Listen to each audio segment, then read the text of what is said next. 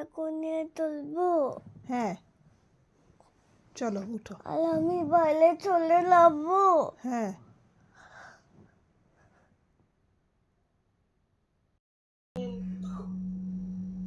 করো রুহি, শ্বাস উঠাও।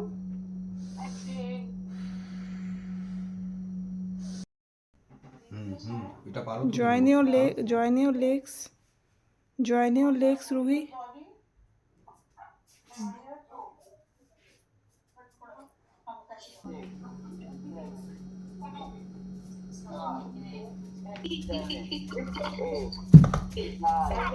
হ্যালো এভরিওয়ান, কেমন আছেন আপনারা? সবাইকে গুড মর্নিং।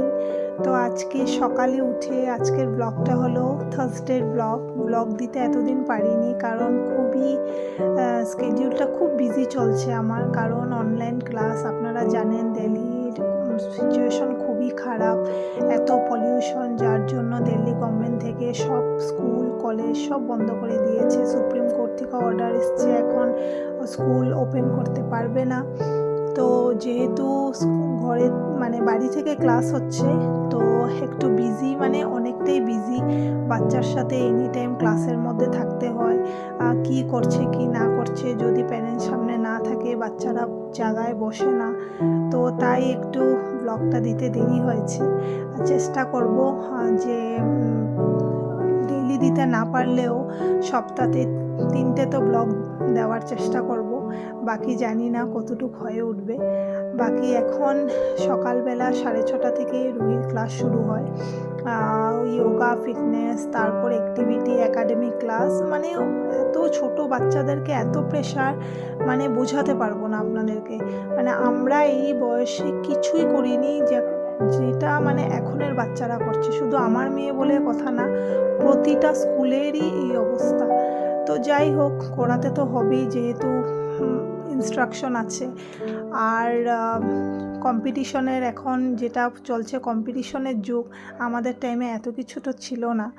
তো যাই হোক, যেহেতু ঠান্ডার দিন চলে এসছে, দিল্লিতে তো ঠান্ডা পড়েই গেছে, আমাকে দেখে আপনারা বুঝতে পারছেন সকালে প্রচণ্ড ঠান্ডা লাগে।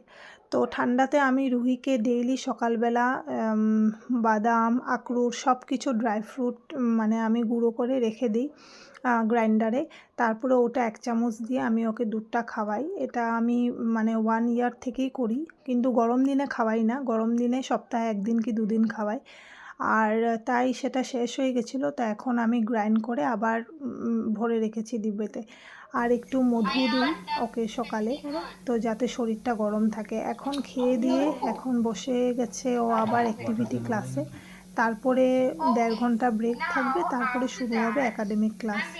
তো যাই হোক, এখন ওকে আমি এটা করানোর পরে তারপরে ব্রেকফাস্ট করব, তারপরে লাঞ্চে জানি না কি হবে। তো ব্রেকফাস্ট করতে আসার পর ও বলছে মাম্মা মুঝে ভি করনা है থোড়া।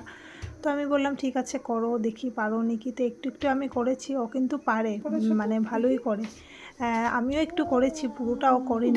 যাই হোক, বাচ্চা খুশি হলেই সেটাতেই ভালো লাগে, অল্প অল্প করে শিখবে। আর এই যে এখন শুরু হয়ে গেছে ওদের একাডেমিক ক্লাস, ওদের ক্লাস টিচার নিচ্ছে। তো এই মানে এত বিজি কি বলবো, মানে নিজের জন্য তো একটুকু সময়ই দিতে পারছি না। কখন খাই, কখন কি করি, কোনো টাইমে ঠিক ঠিকানা নেই, কিছুই নেই। তো যা করি একাই করতে হয়, বাচ্চা তো একা পারবে না সাথে না বসলে।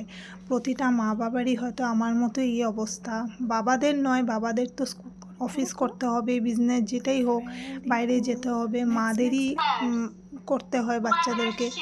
তো উপায় নেই, যতদিন না খোলে স্কুল ততদিন তো এটা মানে এমনই যাবে। তো এই যে ওদের মানে চলছে সুন্দর সুন্দর অ্যাক্টিভিটি, অনেক কিছু শিখছি ওর সাথে বসেও আমি। তো যাই হোক, তারপর পুজো দিয়ে আমি আর যে দুটো ভাত ফুটিয়ে খাবো সেটা আমার দ্বারা হয়নি।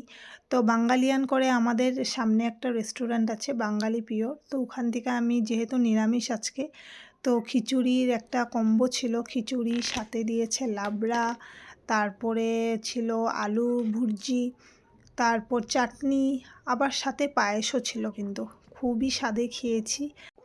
দুপুরে তো খিচুড়ি দিয়ে খেলাম, এখন আমি বানাচ্ছি পনির, মটর পনির আর ভাত করব। আর এই যে এগুলো কালকের জন্য কেটে রেখে দিয়েছি, শস্য শাক আর সব সবজিতে ডাল দেব, এগুলো সব রেডি করে রাত্রে রেখে দিই। আর বাঁধাকপি করব। তো আজকের ব্লগটা এখান পর্যন্তই। আমি রান্না করি আর টাইমও হয়ে গেছে, আর ভালো লাগছে না, কখন বিছানায় যাব ঘুমাবো, আর আবার তো সকালে সেই ডিউটি। তো কেমন লেগেছে ব্লগটা জানাবেন। যদি ভালো লেগে থাকে তাহলে লাইক কমেন্ট শেয়ার, আর প্লিজ চ্যানেলটাকে যদি পারেন সাবস্ক্রাইব করে দেবেন।